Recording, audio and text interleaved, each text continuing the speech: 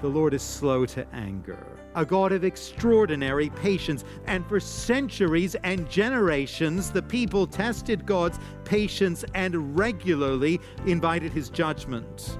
God didn't abandon them, even sending his Son ultimately to die for a people who were entirely undeserving. Welcome to Encounter the Truth with Jonathan Griffiths. We come to the patience of God as we continue our look at God's characteristics and attributes. And Jonathan, sometimes it's easy to look at the sin of this world and the ugliness and the messiness of it and say, why does God allow that to continue as he does? I mean, God could put an end to evil in a second, in a moment, if he so chose to. It sounds like part of the reason he does that, you're saying, is because he is a God of patience. Well, I think that's the answer we get from Scripture, but we do have that feeling sometimes, don't we? If we're believing people who recognize that there is a judgment to come, as we look out on the wickedness of the world and we see awful things happening, atrocities unfolding in different parts of the world, terrible crimes committed maybe in our community, and we wonder to ourselves, how can God put up with this? How can he allow this to continue for a moment longer? And as we grapple with that and then look to the Scriptures and discover that God is giving people opportunity, he's giving us opportunity to respond to the offer of salvation that we might be spared his judgment. It's a remarkable thing about his character that we learn. And I think in that grappling, we go deeper into the heart of God and see his extraordinary grace and patience. We're going to continue to look at his grace and his patience today, so hope you will stay with us as we begin the message, The Patient God. Here is Jonathan. Well, if the experience of the coronavirus pandemic has been teaching us anything, it has, I think, been teaching us patience. So many things that we've been wanting to do and needing to do, so many plans that we have put in place, they've been put on hold, they've been delayed, they've been set aside. As a church family, we've been hoping to be back together here in our building for services before now, but we've been having to learn some patience in that matter. Patience is not something that comes easily to any of us, and for some of us, being patient is a major challenge. When we want something, normally we want it now. When someone or something irritates us, our reaction tends to be quick. We like action. We don't much like waiting. We've spent a number of weeks together considering the character of God, the attributes of God. And in this final week of the series, we do come to consider the patience of God. Perhaps at the end of quite a long series, one that has been delivered in stages over more than a year now, perhaps it is especially fitting to consider the theme of patience. I guess you may feel that your patience has been tested somewhat as you've looked forward to moving on to something new and something different. But patience, it is vital to our understanding of who God is and what God is like. Were it not for God's patience, you and I would not be here at all. Each one of us is the beneficiary of the extraordinary patience, the long-suffering of God. In a sense, the whole story of the Bible is the story of the patience of God. As we read the Bible and follow the story from cover to cover, we hear the message loud and clear. Our God, the God of the Bible, is abundantly patient. The story begins at the start of the book of Genesis with the creation of a perfect world and the creation of human beings to live in this world and to enjoy this world. We were given this extraordinary privilege of direct access to God, a relationship with God himself in the garden. God gave us human beings all that we needed for a life of flourishing and a life of joy. As we follow the story, we see that almost immediately we human beings threw all that back in God's face, declaring in essence that we don't trust the God who made us. We don't trust that he's going to do us good and that he intends the very best for us. And at the moment of rejection and of rebellion, the Creator God, he would have been well within his rights to call time on the human race, to call time on planet Earth, and to wipe the slate clean. But of course, we know he didn't do that. He allowed things to continue, and he allowed things to develop. And as things continued and as things developed, the problem of sin escalated. Things got worse and worse. And a few generations later, by Genesis 6, God had this to say. Genesis chapter 6 and verse 5. The Lord saw that the wickedness of man was great in the earth, and that every intention of the thoughts of his heart was only evil continually. And the Lord regretted that he had made man on the earth, and it grieved him to his heart. So the Lord said, I will blot out man whom I have created from the face of the land, man and animals and creeping things and birds of the heavens, for I am sorry that I made them. But Noah found favor in the eyes of the Lord. Noah found favor, and so the Lord showed patience. He warned Noah. And as you know the story, he instructed him to build an ark to save himself and his family, along with animals from all the different species as well. And while Noah took time to build that ark, and it would have taken some time, God waited. He held off destroying all life on earth. Reflecting on those days in the New Testament, Peter says that they were days, 1 Peter chapter 3 and verse 21, they were days when God's patience waited, says Peter. In his patience, God allowed Noah and his family to prepare. And through them, he allowed humanity itself to survive. And so in a very tangible sense, in a very real sense, our existence today, the fact that we are here listening to this message, it is entirely due to the fact that our God is a patient God. The flood and the fresh start with Noah soon led to more sin and more disappointment, but God didn't give up. He called to himself a family, a nation, the people of Israel, eventually rescuing that nation from slavery in Egypt and taking them to their own promised land. On the journey to that land, on the journey to Canaan, God gave to his people a special covenant. He gave to them his law.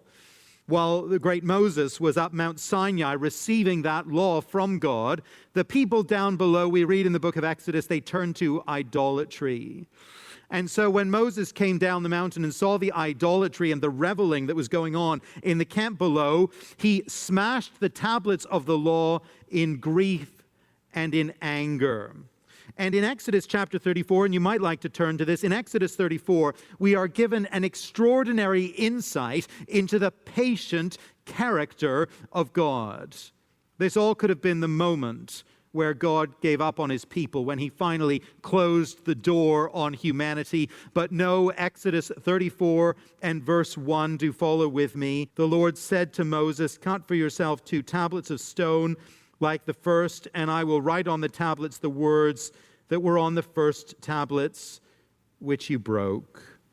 See, God's willing to try again as an act of sheer patience. And so Moses does that. He goes up the mountain to meet him, and the Lord makes himself known on that occasion to Moses in a very special way. And this is verse 5. The Lord descended in the cloud and stood with him there and proclaimed the name of the Lord. The Lord passed before him and proclaimed, the Lord, a merciful and gracious God, slow to anger. A God merciful and gracious, slow to anger, and abounding in steadfast love and faithfulness, keeping steadfast love for thousands, forgiving iniquity and transgression and sin. The incident at Sinai wasn't the end of it, of course. The wilderness years were years. As we read the account in the Old Testament, they were years of grumbling and complaining on the part of the people. In the book of Acts in the New Testament, when reflecting on those wilderness years, in chapter 13 and verse 18, the author Luke writes that for about 40 years, he, that is the Lord, put up with them, the Israelites, in the wilderness. For 40 years, he put up with them. The Lord is slow to anger, a God of patience, a God of extraordinary patience. That's who he is. That's what he's like. And for centuries and generations, the people tested God's patience and regularly invited his judgment.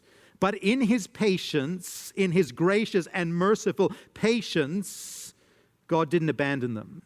And he didn't give up on them. In patience, he fulfilled his plan of salvation, even sending his son ultimately to die for a people who were entirely undeserving. The truth about God that God revealed to Moses, it is repeated again and again in the Old Testament, actually in quite similar terms each time. It is something of a biblical refrain. Let me just share a few of these verses. Numbers 14 and verse 18. The Lord is slow to anger and abounding in steadfast love, forgiving iniquity and transgression. Psalm 86 and verse 15. But you, O Lord, are a God merciful and gracious, slow to anger, and abounding in steadfast love and faithfulness. Psalm 103, verse 8. Psalm 145, verse 8. Again and again and again it's repeated. Joel chapter 2 and verse 13. The prophet says, return to the Lord your God, for he is gracious and merciful, slow to anger, abounding in steadfast love, and he relents over disaster. In case we should miss the point, the scriptures reinforce it again and again. It is God's character to be patient, to hold back his anger, to hold back his judgment, to bear with his people, to give opportunity for repentance. Now, as we consider the fact that God is patient, we should pause to acknowledge the fact that patience is a virtue that actually receives mixed reviews in our world today. You and I, we always appreciate it when people are patient toward us personally. If we're late for an appointment, we're grateful if a little patience is extended. Some months ago, I was getting myself ready in the morning, brushing my teeth or whatever, getting organized for the day, and I saw a calendar notification pop up on my phone showing that I had a dentist appointment commencing not in 15 minutes or in 30 minutes, but right now, at the present moment. I had evidently booked the first appointment of the day 6 months earlier when I set up the appointment, thinking, this is going to be a real efficiency to get it out of the way first thing in the morning, but then I clean forgot that I had the appointment. I managed to pull myself together and get inside the door at the dentist's office about 15 minutes later, 15 minutes late for the appointment. I was anticipating being charged a no-show fee and sent on my way. But instead, they had patiently waited for me, and they graciously took the appointment. There was patience on the part of the staff there, and I greatly appreciated it that morning. If you get into financial difficulty, and the bank or the lender shows you patience in letting you pay the bill or pay the mortgage over time, you're grateful. If you're late for a big meeting at work and the boss is forgiving and doesn't reprimand you or embarrass you in front of the team, you're grateful. We appreciate patience being shown to us personally. But when it comes to leaders, to people in positions of power, we sometimes view patience as a weakness. On a global scale, if there's no direct retaliation to an act of war, the population might cry out for action. In the political sphere, if a political enemy is not crushed, the leader is derided as feeble. In the world of work, if a poorly performing employee is not let go immediately, the boss is written off as ineffective. A strong leader is tough and decisive. An effective leader may well have a short fuse, and that's no bad thing, says the world around us. But it's very interesting, and I was quite struck by this as I studied this theme in the scriptures. It's very interesting how the Bible links God's great power together with his patience. In fact, as far as the Bible is concerned, God's patience is not a denial of his power, but it is rather an outworking of his power. God shows his great power in restraining his anger, in holding back his judgment, in showing patience. Listen to Nahum chapter 1 and verse 2. This is very interesting. Nahum 1 and verse 2. The Lord is a jealous and avenging God. The Lord is avenging and wrathful. The Lord takes vengeance on his adversaries and keeps wrath for his enemies. The Lord is slow to anger and great in power. The Lord is slow to anger and great in power. His patience, it is a product of his power. It is not a denial of his power. The Puritan Stephen Charnock writes that people who are great in the world are quick in passion and not so ready to forgive an injury or bear with an offender. It is a want of power over that man's self that makes him do unbecoming things upon provocation. A prince that can bridle his passions is a king over himself as well as over his subjects.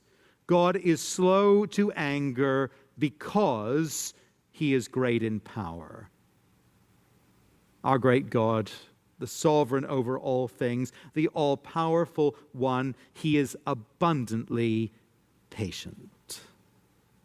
Now, if that's what God is like, and it is what he is like according to the Scriptures, what is the outworking of this truth? What are the results and the effects of the patience of God, and how are we to respond to his abundant patience toward us?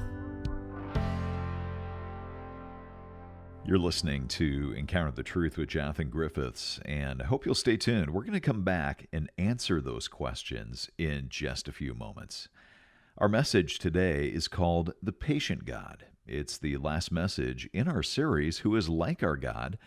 And if you've missed any of the broadcasts in this series, you can always come to our website and you can listen online. You can stream the program through your computer or mobile device, or you could download an MP3 for free and listen whenever it's convenient for you. Just stop by encounterthetruth.org. That's encounterthetruth.org. And whether you listen on the radio or online, it is your generosity that makes this program possible. And as you give a gift of any amount this month, we want to say thank you by sending you a book called Everything a Child Should Know About God. It's just our way of saying thanks for your support. You can find out more or give online when you come to encounterthetruth.org. All right, let's get back to our message. Once again, here is Jonathan. Well, I think there are a number of ways in which we see God's patience serving his wider plans, his wider priorities, and I'd like to consider three of them together. The first is this: in exercising his patience, God displays his glory. I was at the post office the other day waiting in line, and as I looked out the window, a very impressive German sports car, a bright blue convertible, brand new it looked like, drove up. This wasn't a sort of standard run-of-the-mill car. It was a real sports car. Anyway, this car drove up and stopped. The driver came in, mailed a letter or something, and then drove off very, very slowly and very, very carefully. We were out for a walk in the neighborhood the other day, and as we were walking as a family, a bright red Ferrari drove by us, again, very sedately, very carefully, undoubtedly keeping to the very low speed limit in the neighborhood. And I thought to myself, on reflection, having seen a couple of these expensive and impressive sports cars in the neighborhood, I thought to myself, it must be rather unsatisfactory owning a car like that. I wasn't feeling sorry for the owners or anything, but I did think it must be rather unsatisfactory owning a car like that and having to drive it at 40 kilometers an hour, puttering along these roads to the grocery store or to the post office or whatever. I gather that the Ferrari P80 has a top speed of 211 miles an hour and does 0 to 60 in 2.7 seconds. Now, to my knowledge, there is nowhere around here where you could let a car like that loose. You can't even begin to test out its capability. Without risking a very unhappy encounter with the police, you will never be able to drive that car as it was built to be driven. Its power and capability and capacity will never be demonstrated, never be seen. We might ask ourselves why it is that God bears with sinful humanity as he does. We might ask why he has been so patient in the outworking of his salvation plan. Why has he just not brought things to an end, brought things to a conclusion? Well, we won't know the full answer to that, I suppose, but part of the answer, at least, is that in bearing with this world as he does, God has an occasion to exercise and show something of the majesty of his patience, which might otherwise not be seen, which otherwise might not be displayed in the same way and to the full extent. In these days, when God is bearing with sinful humanity and delaying his judgment, we are given a display of his long-suffering goodness. We are able to see the majesty of his patience. In Romans chapter 9, in the midst of a discussion of why it is that God creates some people who will never be saved, it's a very hard topic of conversation, Paul turns to this whole subject of God's patience. And he tells us that God's patience with those who will never actually repent, his patience with such people actually serves to highlight his glory. Romans 9 and verse 22. What if God, desiring to show his wrath and to make known his power, has endured with much patience vessels of wrath prepared for destruction, in order to make known the riches of his glory for vessels of mercy, which he has prepared beforehand for glory? Somehow, in some way, God's patience in bearing with his enemies, his patience in enduring sin and rebellion and all the rest, it shows his glory in a very special way to those who will be saved. It highlights the wonder of salvation. It shows us the sheer power and goodness and majesty of God in his patience. God could have pulled the plug long ago. He could have rained down judgment on his enemies centuries, millennia ago. I think that if we read through the whole of the Old Testament and see the story of the people's rebellion against God, their faithlessness, their ingratitude, one of our dominant questions as we read that narrative, one of our dominant observations must be this: how can God be so very, very patient? If we review world history over the last 2 millennia and see a chronicle of war and of genocide and of hatred and of injustice and of cruelty and immorality and all the rest, we must step back and wonder at the fact, marvel at the fact that God has allowed it all to continue as he has allowed it to. See, we would have given up long before if the decision had been up to us. But God has exercised his extraordinary power of restraint, his patience. And as the saved people of God observe that, as you and I observe that, we see more of his glory, don't we? And we are moved to praise and adoration. You're listening to Encounter the Truth with Jonathan Griffiths and a message called The Patient God. It's the final one in our series, Who is Like Our God? And if you missed any of the broadcasts in this series, you can always come to our website and listen to what you missed. Just stop by encounterthetruth.org. Well, Encounter the Truth is a listener-supported broadcast. We're able to stay on the station because of your generosity. But as you give a gift of any amount this month, we want to say thank you by sending you a book called Everything a Child Should Know About God. So, Jonathan, sounds like a kid's book, but who is this book actually written for? Well, it is indeed for children, as the title suggests. It's a lovely overview of essential Bible truths about God. But it's a book not only that kids can read for themselves if they're readers, but it's a lovely book for parents to read with their children or grandparents to read with their grandchildren, maybe as a daily quiet time resource, a daily devotional resource. We found it to be hugely useful in our own family. We've used it with our kids and just loved it. So you used it with your own kids. You felt like they were able to understand a little bit more of God because of that? Oh, absolutely. It takes simple truths from Scripture and puts them clearly in language that kids can latch onto and respond to. It's beautifully designed for that purpose and nicely written. Well, it is called Everything a Child Should Know About God. We'd love to send you a copy as you give a gift of any amount in support Encounter the Truth this month. You can find out more or give online by coming to our website, encounterthetruth.org, or give us a call at 833-998-7884. That's 833-99-TRUTH, or again, the website, encounterthetruth.org. Well, thanks for listening today, and I hope you'll join us next time.